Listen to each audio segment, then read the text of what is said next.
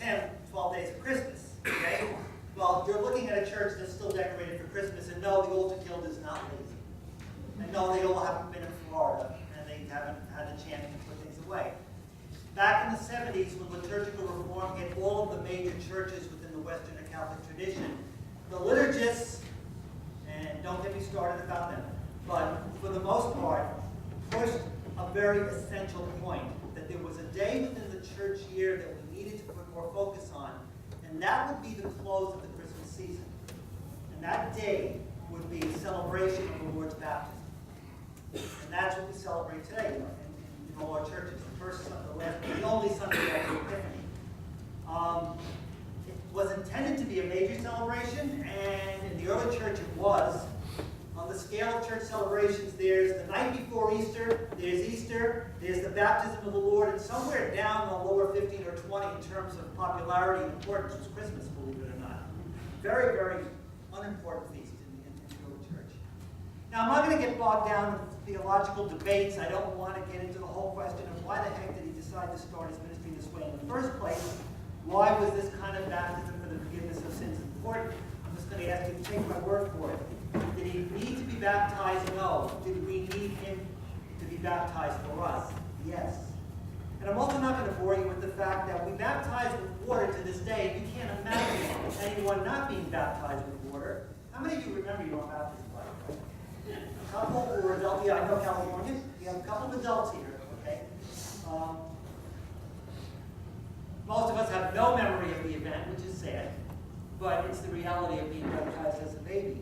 Well, would you be shocked to know that there was a movement in the 70s by a very important liturgical theologian who I had the misfortune of having in class, who was extremely bright and never stopped telling you that, who made us buy all his books, which automatically put him on a low level in terms of the food chain as far as I'm concerned, because that's one of the lowest things you can do, force your students to buy your books. But who truly believed that when John spoke of someone who would follow him and who would not baptize merely with water but with the Holy Spirit, he believed Christian baptism should not use water. And person should be prayed over, should be breathed upon, but no water. Okay? And of course, if you wanted to pass the course, that's what you had to say on the exam. You don't tell me what I have to say. I was stupid in those days. I kind of told him what I really thought. The following year when I took that course, and he wasn't the professor, I found a question I didn't have to make a choice of. So why is the day so important? And indeed, it really is important. Why is it so important that, for example, I know two of our babysitters just came in. I guess there are no babies today. You got the day off, so I'm going to use you since you just walked in. I want you to think back thousands and thousands and thousands of hours ago, a year ago. Can you remember, I told you when people walk into a church, there are 4 things they're supposed to see. Their eyes are supposed to rivet on. Can you possibly? Should Ronnie saying no chance.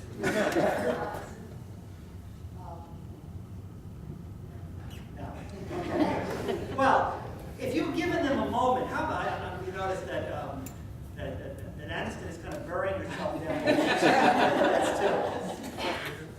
You remember it too also, right? Yeah. You do? All right, to refresh their memory, because they're going to remember this immediately, and this is off the scale of being silly, but also the focus. When you walk into a church, into a Christian church, there are 4 places your eyes are supposed to be drawn to. They're the 4 most important places within the church.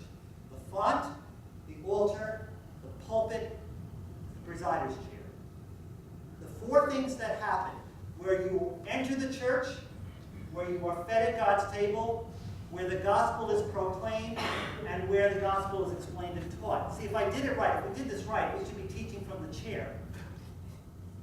You know, when a bishop gets consecrated, they bring the new bishop to the episcopal quote-unquote throne. It's not a throne. I keep telling bishops that. Don't think of it as being in a car. You're not.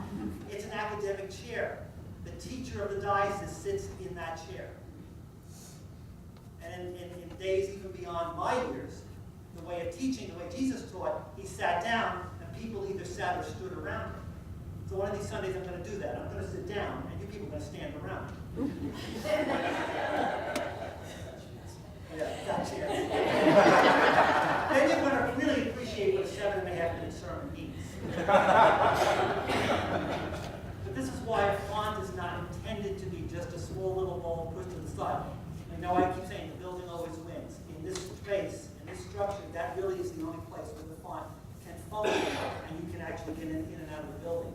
But in the perfect world, the font should be something which is large and should remind us every time we walk into this place of worship and prayer, this was the means by which I entered into God's family. This was what was done for me, for the forgiveness of my sins. We enter the church, we're fed, we're taught, but first and foremost, we are bathed in waters of forgiveness. If you take anything from this feast, and in a couple of moments we're going to renew our baptismal vows, I'm going to ask you to focus on 4 things today. Just bring them home with you, not the whole sermon, just the 4 things. Remember what baptism is all about. It is a moment of decision, identification, approval, and empowerment. And if you remember those 4 words, you know the whole sermon, and you know it better than I do. It is a matter of decision, a decision that, for most of us, was made for us by the people who brought us into the world and who loved us. For Jesus, it was a moment of decision as an adult, as, let's say, you were when you decided to be baptized. Any of you who were baptized as adults. For years, Jesus lived as a woodworker in Nazareth. He did the normal things, probably worked in the city of Sepphoris, which we never even knew existed until just about a decade and a half ago. Doing the things a woodworker would do, maybe looking for a sign when to begin a public sort of ministry. And then this character comes out of the wilderness by the name of John. And he begins a religious movement, and Jesus takes that as the sign, it's time for me to begin my work. John's emergence as a prophet, calling for repentance, calling for a moment of decision. We didn't make a decision to be baptized, but every day you wake up, every day you go to school, or go to work, or talk to the people in your family, every day of your life is a decision to follow Christ that stems from the moment of your baptism. That is what makes us who we are as believers, as adopted children of God. And that also means that our lives are not aimless and they're not wasted. No one is created as junk, because the very life of God flows within us and has been flowing within us since the moment we were baptized. And with all due respects to my former professor, with water. Baptism for Christ was a moment of identification. The person we claim in the creed was like us in all things but sin, chose to identify with a sinful humanity. He identifies with us out of love, not because we're so lovable, but because we need it so desperately.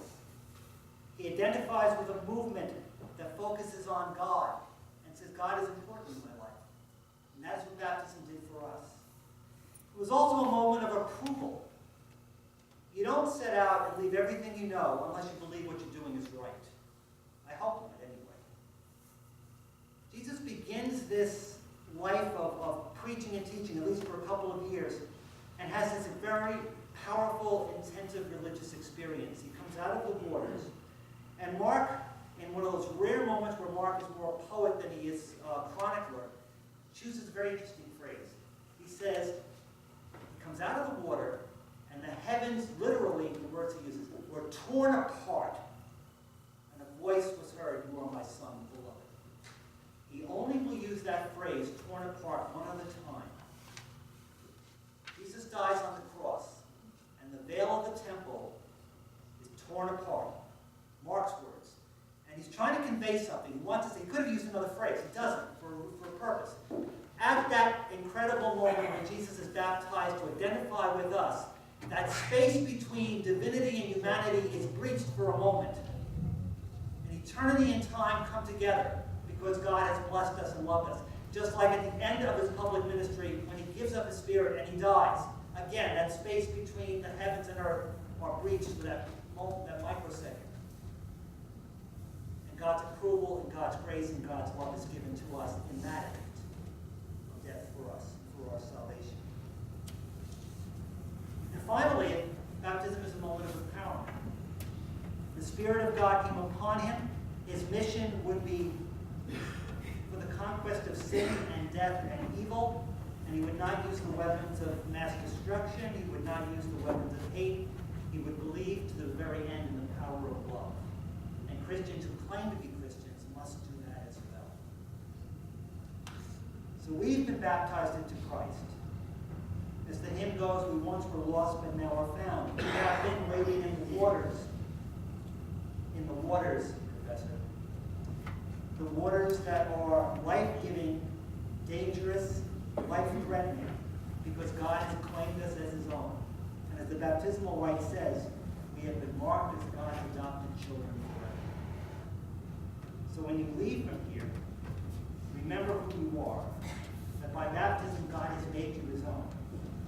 In grace, may the Lord watch over you, and in strength, when you leave from here, may you continue in a ministry of service to others, as the Lord has commissioned you.